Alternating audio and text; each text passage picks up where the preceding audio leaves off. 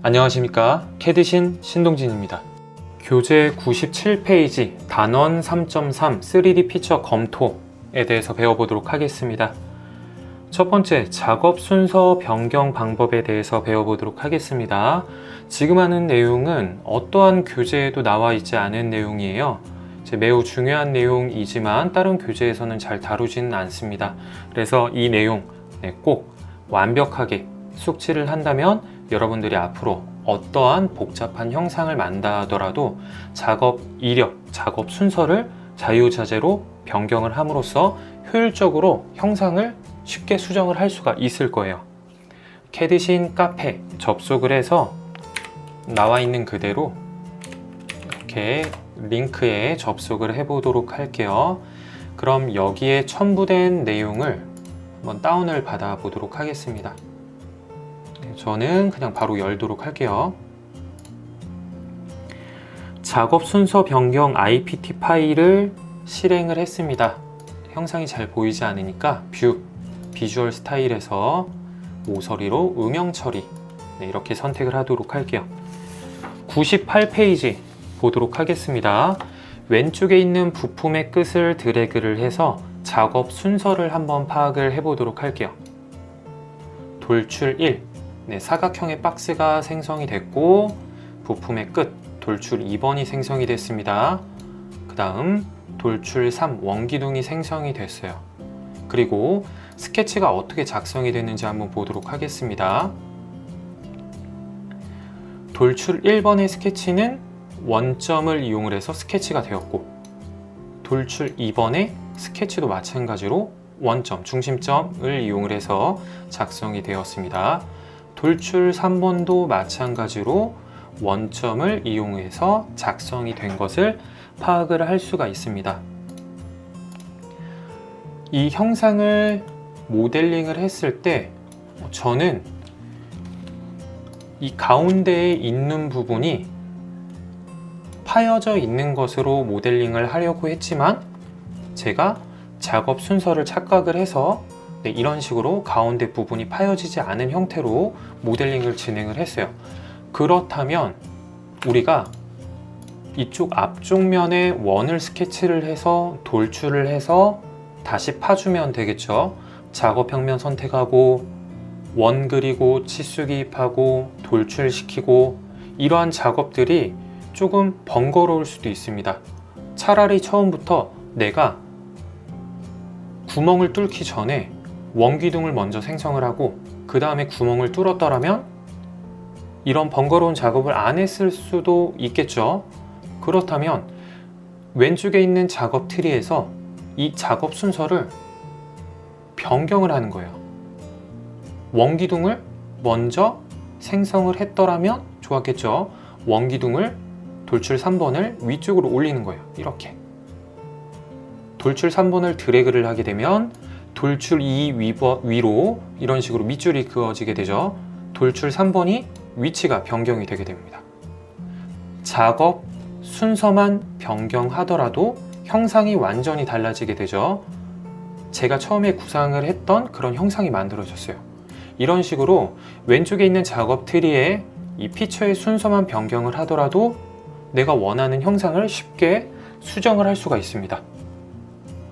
이번에는 작업 순서 변경 불가라는 파일을 다운을 받고 실행을 한번 해보도록 할게요. 작업 순서 변경 불가. 이번에도 마찬가지로 뷰, 모서리로 음영 처리, 형상을 잘 보고 부품의 끝을 드래그를 해서 파악을 한번 해보도록 할게요. 사각형이 돌출이 됐습니다. 원점을 이용을 해서 스케치가 됐어요. 돌출 2번 마찬가지로 원점을 이용을 해서 원을 스케치를 하고 돌출을 했습니다. 그 다음 돌출 3번을 한번 보도록 할게요. 돌출 3번의 스케치를 보니 F7번 단면 보고 지금 이 스케치는 형상 투영이 된 선에 수직 수평이 맞춰졌어요.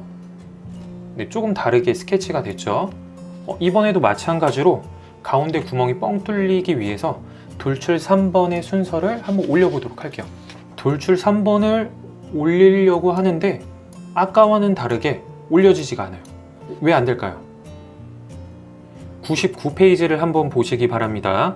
지금 돌출 3번 같은 경우에는 돌출 2의 형상으로 인해서, 형상 투영으로 인해서 만들어진 돌출 3의 형상이에요. 돌출 2로 인해서 만들어진 돌출 3번이죠. 그렇기 때문에 이 돌출 3 피처는 돌출 2 위로 갈 수가 없어요. 이 작업 이력은 작업 시간, 작업했던 순서에 의해서 만들어지는 거기 때문에 돌출 2 위로는 올라갈 수가 없게 되는 거죠. 따라서 돌출 2의 형상을 이용을 해서 돌출 3을 생성을 했기 때문에 돌출 3은 돌출 2의 이전 시점으로 갈 수가 없는 거예요. 그래서 작업 순서 변경이 불가능할 때에는 이런 식으로 작업 이력을 잘 파악을 해보고, 만약에 꼭 옮기고 싶다라고 하면 스케치를 편집을 하는 거죠. 스케치 3번 더블 클릭, F7번 단면 보고, 지금 형상 투영이 된 선들을 지우는 거예요. 딜리트 키를 눌러서 지우고. 원점은 가장 위에 있죠. 돌출 1 위에 있습니다. 가장 처음에 생성이 된 거예요. 치수 원점으로부터 구속을 시켜주시면 돼요. 이런 식으로 스케치 마무리. 그렇다면 돌출 3번은 위쪽으로 이제 옮길 수가 있는 거예요. 왜냐하면 원점 이후로는 어디든지 옮겨갈 수가 있습니다. 작업 시점만 잘 생각을 하시면 이렇게 작업 순서를 자유자재로 변경을 할 수가 있어요. 추가로 몇 가지만 더 배워보도록 할게요. 돌출 3을 위쪽으로 끌어서 순서를 한번 변경을 해보고, 3D 모형에서 원형 패턴으로 원기둥을 선택을 하고, 회전축은 Z축을 선택을 해보도록 할게요. 여러 개를 한번 만들어 보도록 하겠습니다.